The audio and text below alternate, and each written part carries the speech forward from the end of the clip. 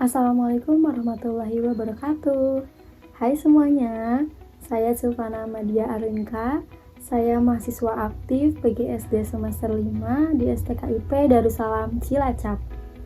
Kali ini saya akan membuat video tentang fakta-fakta menarik Kabinet Merah Putih. Video ini ditujukan sebagai syarat untuk mengikuti UTS mata kuliah Public Speaking yang dibimbing oleh Ibu Soimatin Febriani, MPD. Seperti yang kita ketahui, kemarin tanggal 21 Oktober 2024, Bapak Presiden Prabowo Subianto telah melantik para menterinya untuk membantu tugasnya sebagai seorang presiden. Dilansir dari CNBC Indonesia, beliau telah melantik sebanyak 109 orang yang terbagi dalam 48 menteri, 5 kepala lembaga, dan 56 wakil menteri dan lembaga. Para menteri tersebut masuk ke dalam kabinet era pemerintahan Prabowo yang diberi nama Kabinet Merah Putih. Berikut fakta-fakta menarik Kabinet Merah Putih. Yang pertama, 16 orang dipilih kembali untuk menjadi menteri. Sejumlah 16 orang telah dipercaya kembali untuk menjabat sebagai seorang menteri.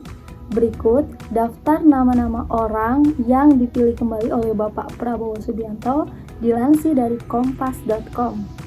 Yang pertama, Agus Harimurti Yudhoyono atau AHY, kemudian Tito Karnavian, Zulkifli Hasan, Bahlil Lahadalia, Pratikno, Dito Aryo, Erick Thohir, Budi Gunadi Sadikin, Amran Sulaiman, Erlangga Hartarto, Supratman Andi, Sri Mulyani, Rosan Ruslani, Saiful Yusuf atau Gus Ipul, Agus Gumiwang, dan Sakti Wahyu Trenggono.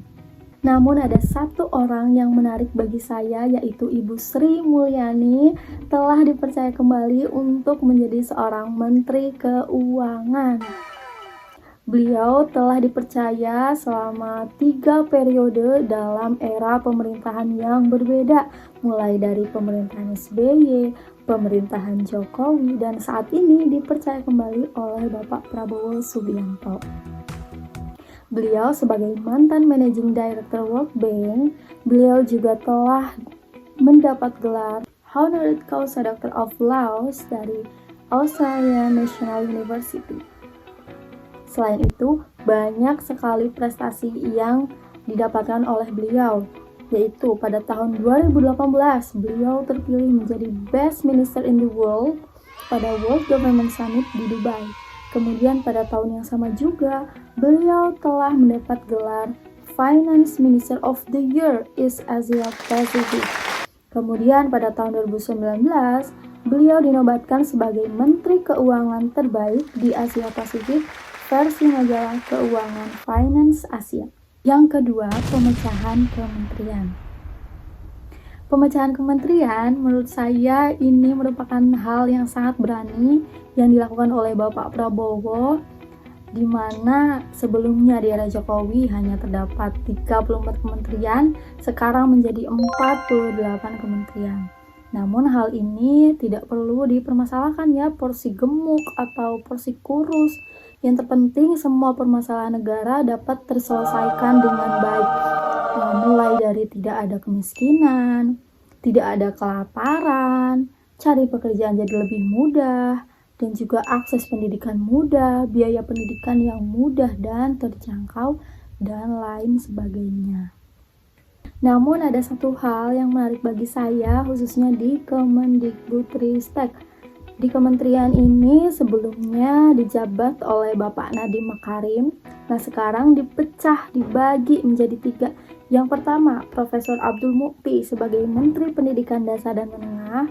Kemudian Profesor Satrio Sumantri sebagai Menteri Pendidikan Tinggi, Sains dan Teknologi. Kemudian Fadli Zon sebagai Menteri Kebudayaan. Khususnya di Menteri Pendidikan Dasar dan Menengah, dengar-dengar sih Bapak Abdul Mukti sedang meninjau ulang terkait ujian nasional. Apakah di era pemerintahan Prabowo UN akan diterapkan kembali? Kita lihat keputusan nanti.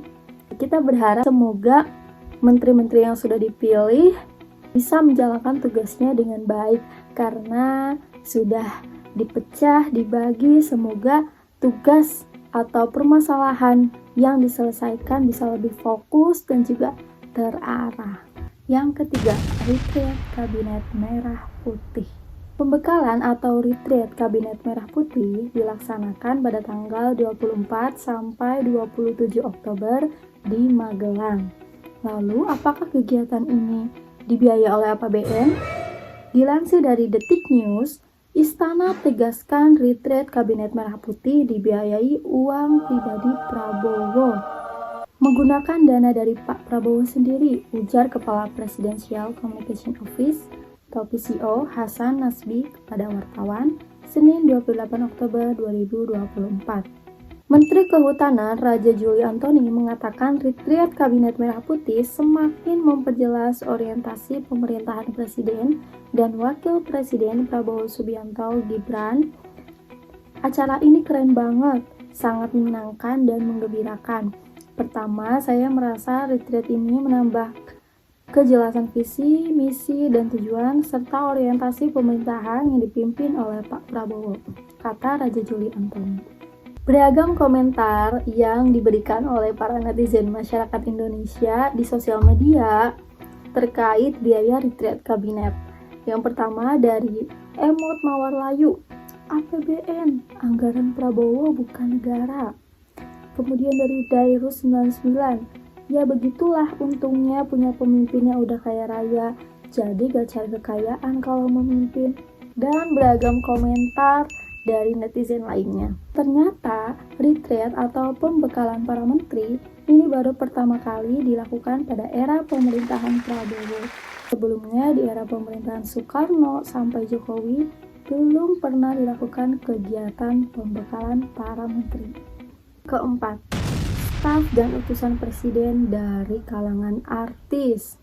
Penunjukan kalangan artis untuk menjadi utusan presiden dan staf khusus presiden tentunya sangat menarik perhatian masyarakat. Mulai dari Yovie Widianto yang diutus menjadi staf khusus presiden, kemudian Raffi Ahmad yang menjadi utusan presiden bidang pembinaan generasi muda dan pekerja seni. Kita berharap sih Yovie Widianto dan Raffi Ahmad semoga bisa mengemban tugas negara dengan sebaik-baiknya. Itulah fakta-fakta menarik terkait Kabinet Merah Putih.